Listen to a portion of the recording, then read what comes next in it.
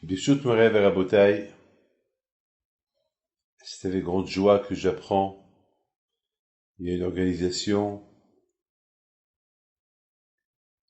qui a pris l'initiative de faire un gros siomachas en live le dimanche 24 mai. Bien sûr, pour la refoua de nos amis, le Dayan Rabbi Yatoubol, que Hachem le protège, je pense qu'il va un peu mieux. Et beaucoup des malades.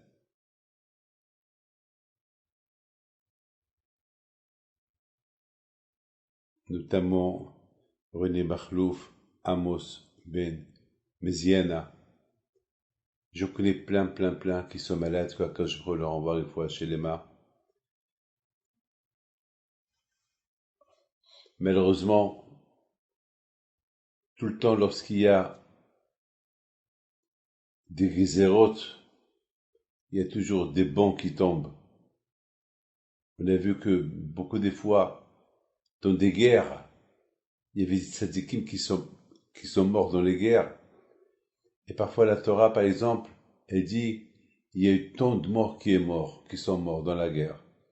Et finalement, Hachamim disent, au fait, il y avait une seule personne qui est morte, mais pas autant. Il devait avoir plusieurs morts, mais celui-là qui est mort, c'est celui qui a pris leur place. Il est l'équivalent de 2000, 2000, 3000. Rab Hamou alav shalom, Rab Saoud Teboul alav shalom. Et bien sûr, et d'autres rabbanim. Et des femmes aussi de tzadkaniyot, comme Rachel Bat Hamzana, et beaucoup de femmes tzadkaniyot que je connais, qui les ont quittés. Et ce Siyom Macha, c'est en même temps pour la refoua shelema de nos rabbanim qui sont malades, de nos amis qui sont malades, des simples citoyens juifs qui sont malades, et ceux qui nous ont quittés, qu'Akadosh Baruch Hu et leur amont paix, et que eux de là-haut, ils vont, Be'ezat Hashem, prier pour que ça s'arrête. Entre nous, qui aurait pu penser ce qui se passe aujourd'hui? Est-ce dans votre vie? Moi, j'ai 70 ans. J'ai lu beaucoup des histoires dans ma vie. Des histoires qui se sont passées il y a longtemps. Des épidémies qui ont fait 50 millions de morts ou 200 millions de morts il y a 700 ans. On a lu les histoires de la Shoah, la guerre, les guerres en Israël, les guerres dans le monde, le Vietnam, l'Afrique, le Moyen-Orient, en Amérique, en Europe. Et on n'a pas connu tout ça. On a entendu. Mais vivre ce qu'on est en train de vivre, nous avons vécu des situations terribles. Pessah seul, sans famille, ne pas sortir dehors pendant presque 3 mois, enfermé à la maison. On se lavait les mains avec de la javel tout le temps. On fait passer tout ce qu'on achète avec la javel. Mais c'est une psychose. On n'entend plus les bruits des avions, pas de voiture, personne qui sort, pas de famille, pas de vacances, pas de prière, pas de synagogue, pas de limoud, pas d'études. Mais c'est de la folie, on a vécu des moments graves. Mais mes amis, rien n'est grave. De chaque chose qui vient, il y a quelque chose de bon qui va sortir. Mais Hachem l'otetsehara. Jamais Akash va apporter un mal. Jamais de Hachem il viendra un mal. Il y a toujours un bien qui va sortir. On a vu que les gens, ils ont écouté non-stop des cours de Torah. Une fois, j'ai fait un cours de Torah, il y avait presque 70 000 personnes qui ont écouté un tikkun. Mais c'est de la folie. Moi, je vais remplir un stade de football, mais c'est dans le rêve. C'est impossible. 70 000 personnes, c'est rêvé. Ça veut dire que les gens, ils cherchent. Mais ils n'avaient pas le temps de chercher. Ils n'avaient pas le temps de chercher. On se cherche, on ne sait pas. Il y a le Sarah qui est là. Allez, sors, un téléphone, j'ai affaire, il y a un football à voir, il y a ceci, il y a cela. On n'a pas le temps. Vous savez que Ben Ish Chai dit qu'Hachem nous a donné Shabbat uniquement pour faire le bilan de la semaine, pour se renforcer, le Shabbat. Mais malheureusement, même le Shabbat, on dort. Parce que le Shabbat, toute la semaine on est fatigué, alors le Shabbat on boit un pot de bocha, on mange de la dafina, et avec les apéritifs de la synagogue, on va dormir. Mais pendant ces 3 mois-là, il y avait la peur. La peur. La peur de mourir. La peur d'être contaminé. La psychose. Vous voyez des gens qui n'avaient rien du tout hier, ils ne se sont pas levés le matin. Donc les gens, ils ont commencé à prendre conscience. Les gens, ils avaient tout le temps devant eux. Ben, ils en ont profité. Eh ben, c'était l'occasion ou jamais. C'est pendant ces 3 mois-là de confinement, ben, nous avons fait Siyum HaShas. Il y a plein de Siyum HaShas, hein. Plein, dans le monde qu'ils ont fait Siyum HaShas. Le Siyum du Zohar, du Siyum Mishnayot, le Siyum, et les cours de Torah, et Baruch Hashem. Vous savez, mes amis, que de tout ce que je peux vous dire, ce qui m'a le plus fait plaisir, c'est de voir qu'il y a beaucoup de gens qui devaient se divorcer,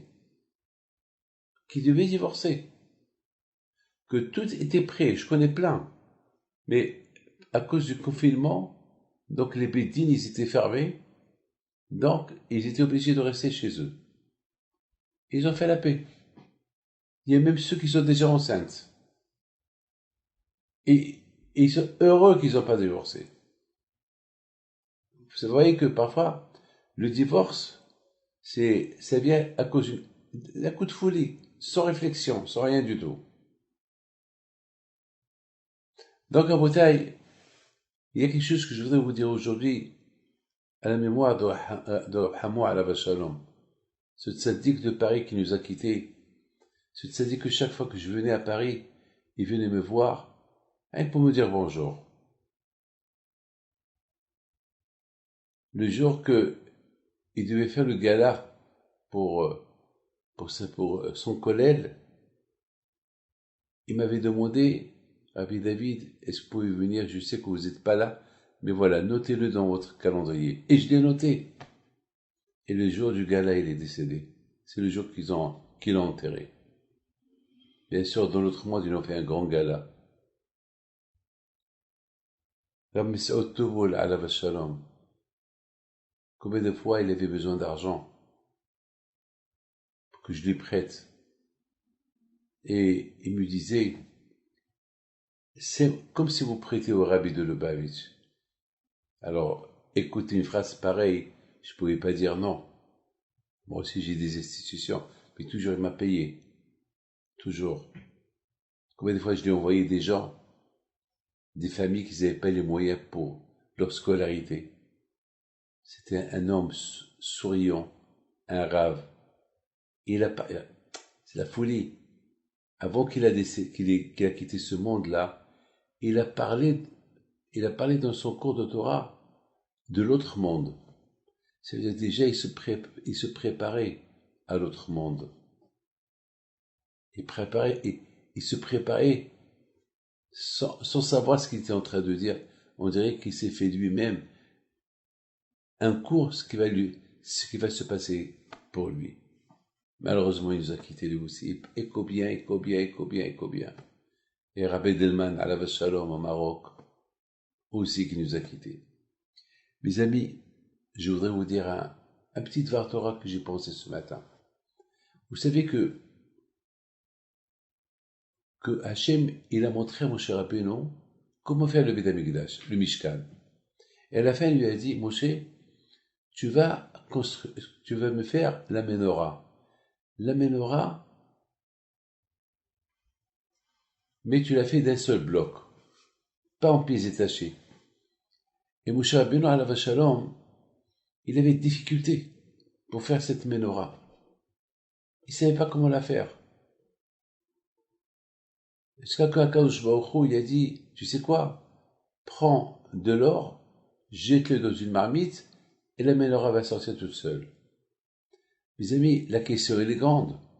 Moshe Rabbeinu était un homme très intelligent. Moshe Rabbeinu, c'était un homme. Il a étudié la Torah, avec Akadosh Baruch Hu. Et Akadosh Baruch Hu, il a dû bien lui expliquer. Comment Moshe Rabbeinu, il a des difficultés à faire une menorah. On dit que Shlomo HaMelech, il a construit 10 menorot dans le Beth Amikdash. 10. Quoi? Et Moshe Rabbeinu, il n'arrive pas à construire une seule. Il y a le Zera Shimshon qui pose cette question aussi, et il donne une réponse à sa façon. Le Zera Shimshon, il dit, c'est Moshe Rabbeinu, la question qu'il avait, ce qu'il n'a pas compris, ce qu'il a bloqué, c'est que il a vu que Shlomo HaMelech, il allait construire 10 menorot, et lui, Hachem lui dit de faire une seule. Une seule menorah avec 7 branches. Hachem,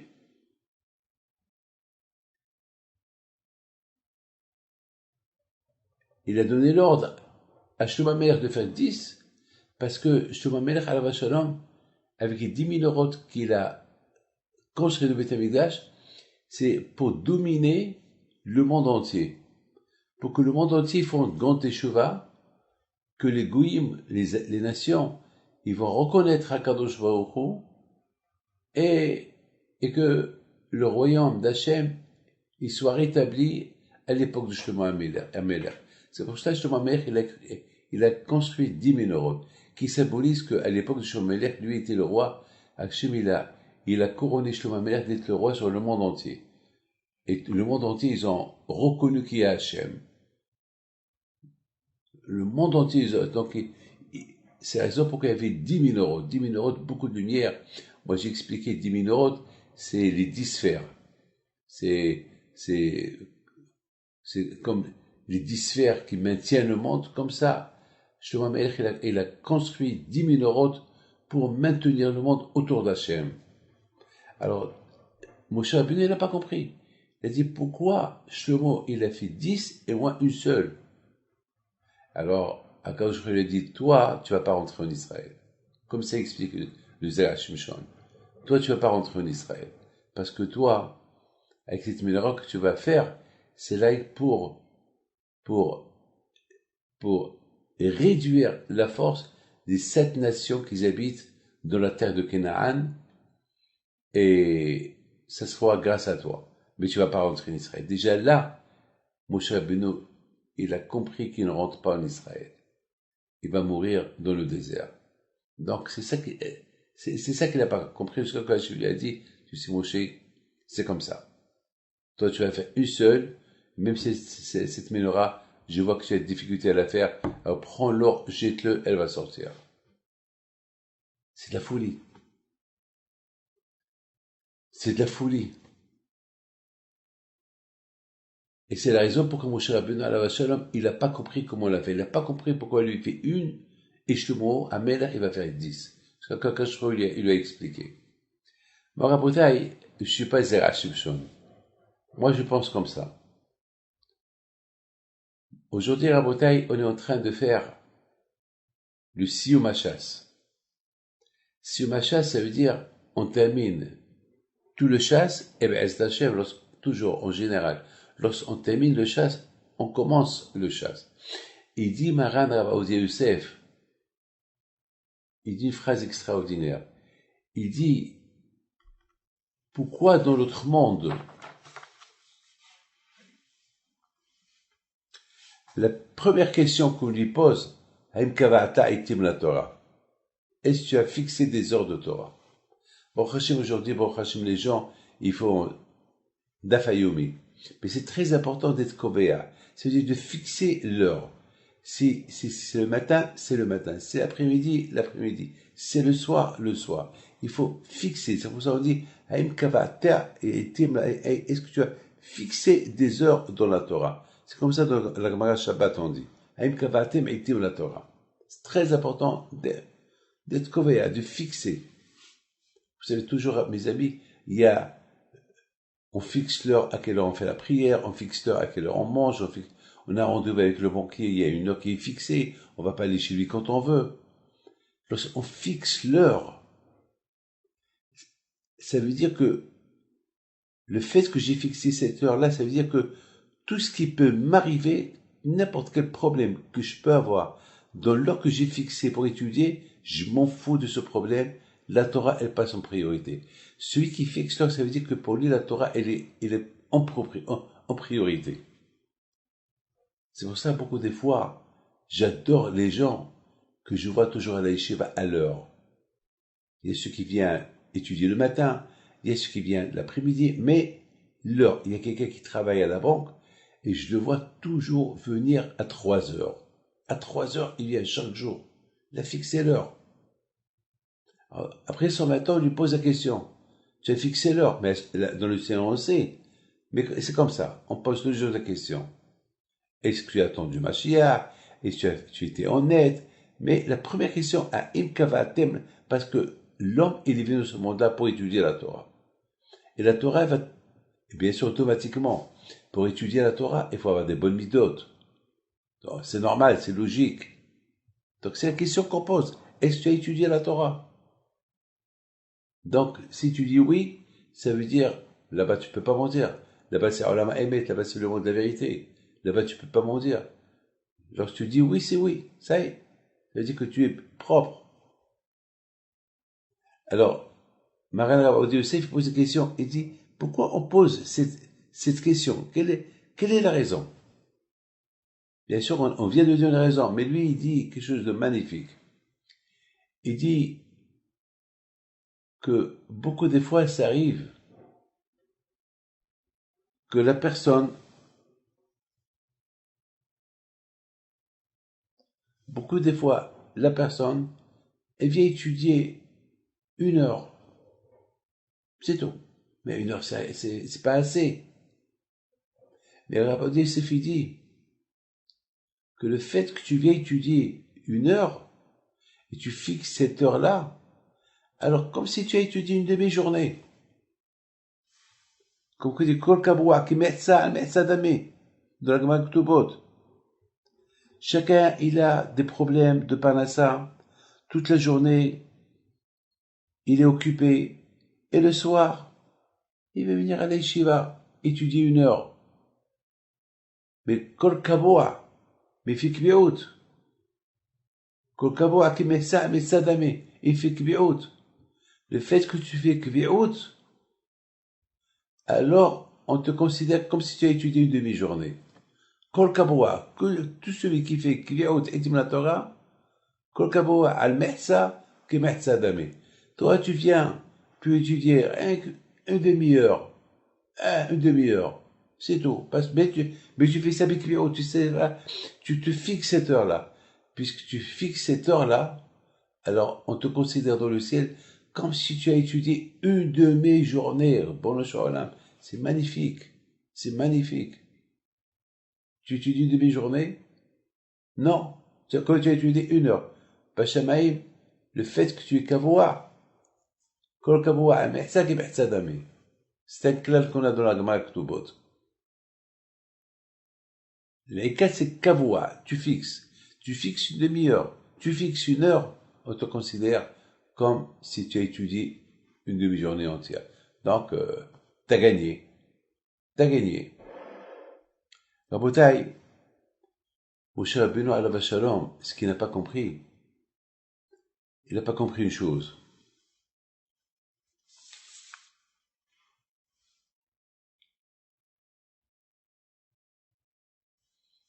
Comment on peut construire une menorah?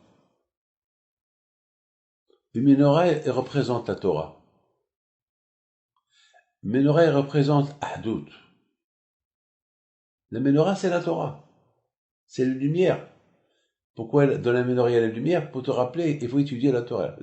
Est-ce qu'Hachem a besoin de menorah? Hachem n'a pas besoin de menorah. Ce que Moshe Rabbeinu alav Hashem, il a compris. C'est tellement facile la menorah.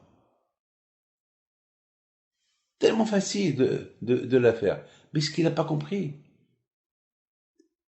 la menorah, elle représente Miksha. Elle représente qu'un homme, il doit étudier la Torah toute sa vie.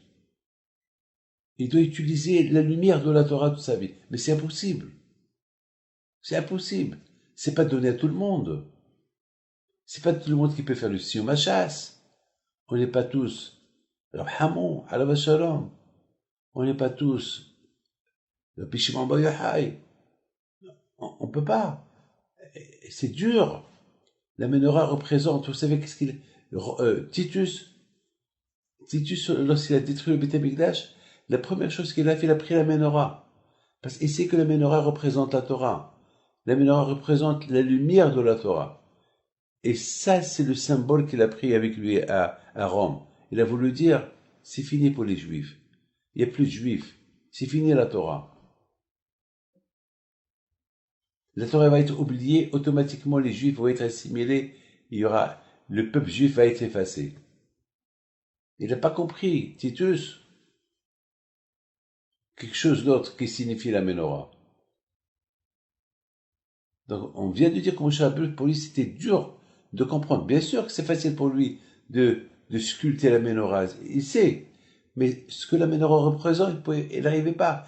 Comment quelqu'un qui va être kovéa, quelqu'un qui va fixer une demi-heure d'étude de Torah comme s'il a étudié une demi-journée, il n'a pas compris. Comme le Shabbat, comme il dit Havetz Haïm, celui qui étudie une heure de Torah le Shabbat comme s'il a étudié des milliers d'heures il n'a pas compris comment le calculer les faits. Alors, Akashru, il a compris, Moshe Rabbeinu. Akashru dit à Moshe Rabbeinu, Moshe, tu sais quoi? Il y a la tchouva. Il y a la tchouva. Toi, prends l'or, jette-le, elle va se faire. Or, chez Torah, la lumière de la Torah, elle rend la personne bitchova.